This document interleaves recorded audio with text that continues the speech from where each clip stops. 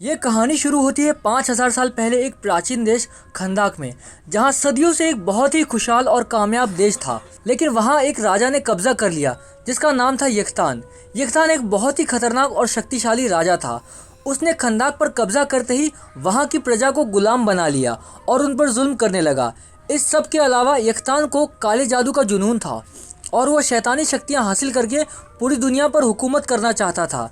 इस मकसद को पूरा करने के लिए यख्तान को सबाका चाहिए था, एक ऐसा ताज जिसकी मदद से सबाका नाम का एक शक्तिशाली राक्षस बन सकता था। उस ताज को बनाने के लिए येटरनियम की ज़रूरत थी। येटरनियम एक मैजिकल एलिमेंट था जो कि सिर्फ खंदाक में ही मिलता था। इसी वजह से यख्तान ने वहां पर कब्जा किया था। उस एलिमेंट को हासिल करने के लिए अपनी प्रजा से दिन रात खुदाई करवा रहा था। फिर बहुत सारा येटरनियम जमा करने के बाद ताज बनवाना शुरू कर दिया। लेकिन इसी बीच में क्रांति शुरू हो जाती है। वहाँ की प्रजा में से एक बच्चा जिसका नाम हुरूत था, जो कि राजा के खिलाफ विद्रोह चालू कर देता है, जिसमें कई सारे लोग उसका साथ देने लगते हैं, जिससे राजा बहुत भड़क जाता है और वो इस विद्रोह को रोकने के लिए हुरूत को मौत की सजा सुनाता है। लेकिन जब वहाँ के सैनिक हुरूत को मारने लगते हैं तभी वो वहाँ से गायब हो जाता है और वो एक गुफा में पहुँच जाता है। उस गुफा में जादूगरों का एक संगठन रहता था। इसमें 7 जादूगरों की भाई बहन मौजूद थे जो कि पृथ्वी को रहस्यमय खतरों से बचाते थे। उन जादूगरों ने जब हुरूत का हिम्मत भरा काम देखा तो उन्होंने उसे अपनी शक्ति से एक सुपर हीरो बनाने का फैसला लिया, जो कि राजा के खिलाफ लड़ना शुरू करता है। हुरूत ये चाहता था कि यख्तान देश छोड़कर चला जाए, इसलिए उसने उसकी सेना से लड़ना चालू किया और उन्हें कई बार हराया। लेकिन यख्तान वहां से जाना नहीं चाहता था, उल्टा हुरूत से बदला लेना चाहता था और इसके लिए उसने हुरूत के परिवार पर हमला किया, जिसमें उसकी मां मर जाती है। उसका पिता तैत एडम बुरी तरह घायल हो जाता है। इसके बाद जब हुरूत वहां पहुंचता है तो वो ये सब देखकर हैरान रह जाता है और वो अपने पिता को बचाने के लिए उन्हें अपनी पूरी शक्ति दे देता है, जिसमें हुरूत की ताकत चली जाती है और तैत एडम वो सुपर हीरो बन जाता है। लेकिन तभी राजा के सिपाही वहां आकर हुरूत को मार डालते हैं। इसकी वजह से तैत एडम बहुत ज्यादा गुस्सा हो जाता है और बदले की आग से उसका रूप बिल्कुल बदल जाता है और राजा को मारने के लिए उसके महल जाता है। उधर यख्तान का वो ताज बन चुका था, लेकिन इससे पहले कि वह उसे पहन पाता तभी वहां एडम पहुंच जाता है और फिर गुस्से में उसकी शक्तियां बिल्कुल बेकाबू हो जाती है, जिससे वो पूरा महल तबाह हो जाता है। यहाँ तक कि खंदाक के कई लोग मारे जाते हैं। दूसरी तरफ जादूगरों के संगठन को तैत एडम की हरकत के बारे में पता चल जाता है और उन्हें लगता है कि वह उनकी शक्तियों के लायक नहीं है, इसलिए वो एडम को अपनी गुफा में बुलाकर उसकी शक्तियां छीनने की कोशिश करते हैं। एडम उनमें से 6 जादूगरों को मार डालता है और आखिर में सिर्फ एक ही जादूगर बच जाता है, जो था जादूगर शाज़म। वो अपनी पूरी ताकत लगाकर एडम को उसी गुफा में कैद कर देता है। इसके साथ ही साबाक के ताज वो वहीं छुपा देता है ताकि वो गलत हाथों में ना जाए। राजा यख्तान अब मर चुका था और तैत एडम गहरी नींद में सो गया था। इस तरह से काफी समय बीत जाता है, लेकिन अब भी बुरे लोगों की नजर खंदाक पर से नहीं हटी थी। पर कुछ सालों में कोई न कोई खंदाक पर कब्जा करता और वहां येटरनियम की खुदाई करता और खंदाक के लोग इस उम्मीद में जी रहे थे कि एक दिन उनका सुपर हीरो वापस आएगा और उन्हें बचाएगा। इस तरह से 5000 साल बीत जाते हैं। पर अब नए दौर में एक इंटर गैंग करके क्रिमिनल ऑर्गेनाइजेशन ने खंदाक पर कब्जा कर लिया था और वो येटरनियम का इस्तेमाल करके खतरनाक हथियार बना रही थी। इस ऑर्गेनाइजेशन से वैसे तो हर कोई परेशान था, लेकिन एक एंड्रियाना टॉमस नाम की एक औरत जो कि एक कॉलेज की प्रोफेसर थी, उसके पति को इंटर गैंग वालों ने मार दिया था। इसलिए वो किसी भी तरह इंटर गैंग को हराकर खंदाक को आज़ाद कराना चाहती थी। एंड्रियाना अक्सर इंटर गैंग की जासूसी करती थी, इसलिए वो पता लगा लेती इंटर गैंग को सबाका का वो ताज चाहिए था जो यख्तान ने बनवाया था। इंटर गैंग वाले ढूंढ रहे थे, जिससे एंड्रियाना को पता चलता कि इंटर गैंग वाले इसका गलत उपयोग करने वाले हैं। इसलिए एंड्रियाना ताज की तलाश में लग जाती है और एक दिन एंड्रियाना अड्डे पर जाकर मूर्ति चुरा लेती है जिसमें ताज का नक्शा था और इंटर गैंग उसके पीछे पड़ जाता है।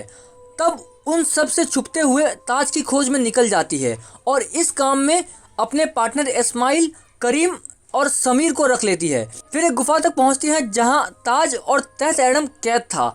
अंदर जाते ही जैसे ताज हाथ लगता है वैसे इंटर गैंग वाले वहां पहुंच जाते हैं और उससे ताज छीनकर उनको मारने की कोशिश करते हैं। एंड्रियाना अपनी जान बचाने के लिए एडम को जगाने का मंत्र पढ़ देती है, जिससे वह आज़ाद हो जाता है। फिर इंटर गैंग वाले को मार देता है। इसी बीच करीम और समीर ताज लेकर बाहर चले जाते हैं और उसके बाहर जाने के बाद ये पता चलता है कि इस्माइल असल में इंटर गैंग का लीडर है, जो एंड्रियाना की मदद से पहले ताज को ढूंढता है, फिर अपने गैंग को बुला लेता है। लेकिन एडम के रहते हुए ताज को नहीं ले पाता, इसलिए वो अपनी फौज को बुला लेता है ताकि एडम को रोक सके, लेकिन एडम आसानी से उन सबको मार देता है। पर आखिर में एक सोल्जर येटरनियम के रॉकेट से हमला कर देता है जिससे वो बेहोश हो जाता है। येटरनियम ही एकमात्र उसकी कमजोरी थी। उसके बेहोश होते ही एंड्रियाना और करीम उसको अपने घर पर लेकर चली जाती है, ये सोचकर कि ये खंदाक को बचाएगा। होश में आते ही एंड्रियाना का बेटा अमोन उसे ये बताता है कि वो 5000 सालों से कैद में था और अब इंटरगैंग वालों ने कब्जा कर लिया है। ये सब सुनकर एडम घर से बाहर निकलता है और शहर का एक चक्कर लगाता है। तभी वहाँ अमोन जाकर सबको ये बताता है कि खंदाक का सुपर हीरो वापस आ गया है।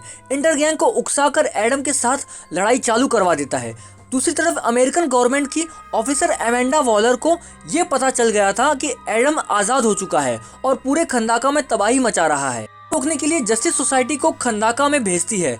जस्टिस सोसाइटी एक सुपर हीरो की टीम है जिसमें कार्टर हॉल यानी कि हॉकमैन, केंट नेल्सन यानी कि डॉक्टर फेट, एल्बर्ट रोथस्टेन यानी कि एटम स्मैशर, मैक्सिन हंकेल यानी कि साइक्लोन, ये सभी हीरोज शामिल थे। जस्टिस सोसाइटी खंदाका में पहुंचकर एडम को समझाने की कोशिश करते हैं, पर एडम उनकी बात नहीं मानता और लड़ाई चालू हो जाती है। फिर काफ़ी देर लड़ाई के बाद एडम वहां से दूर चले जाता है। फिर एंड्रियाना जस्टिस सोसाइटी को बोलती है कि अब जस्टिस सोसाइटी की कोई ज़रूरत नहीं है यहाँ पर, क्योंकि हमारा सुपर हीरो वापस आ गया है। इस पर हॉकमैन बताता है कि एडम बचाया नहीं था खंदाका को, उल्टा गुस्से में बर्बाद कर दिया था, इसलिए उसे रोकने की ज़रूरत है।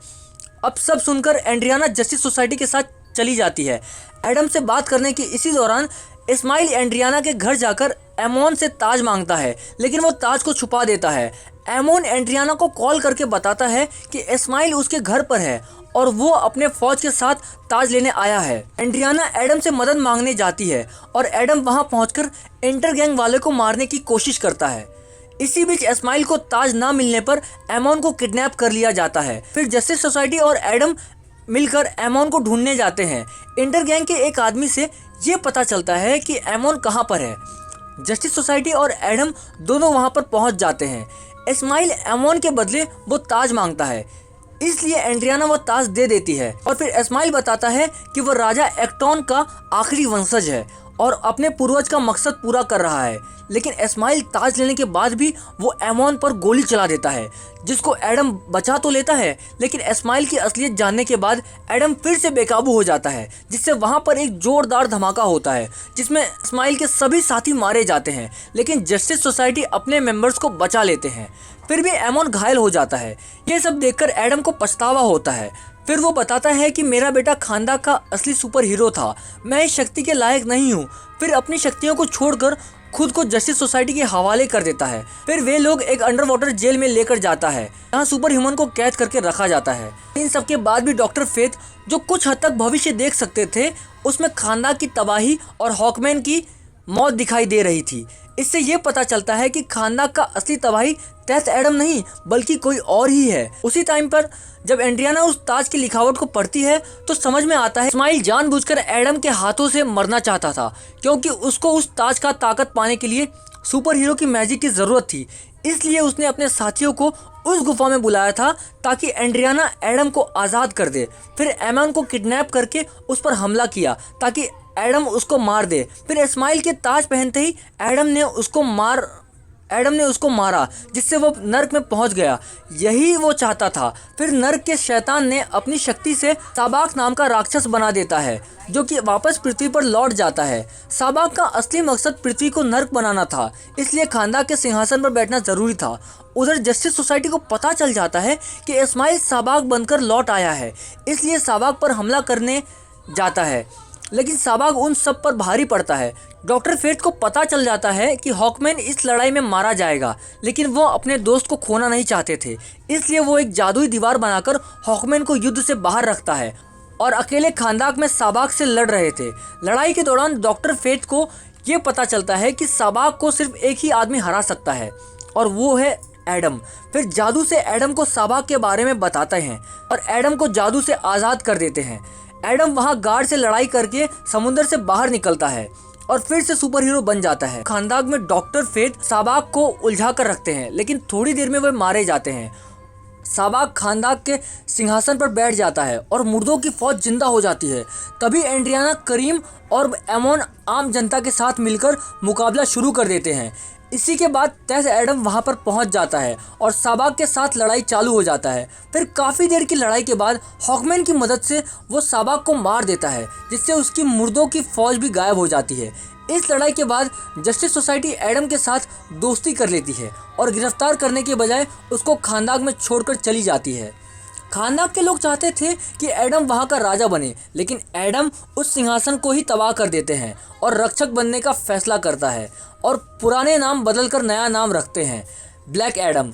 मूवी के मिड क्रेडिट सीन में अमांडा वॉलर फ़ोन करके ब्लैक एडम को बुलाती है और बताती है कि तुम सिर्फ खानदान में ही रह सकते हो, अगर खानदान के बाहर निकला तो दूसरे सुपर ह्यूमन से मुकाबला करना पड़ेगा। ब्लैक एडम उसकी बात नहीं मानते हैं। फिर अमांडा वहां पर सुपरमैन को भेजती है बात करने के लिए।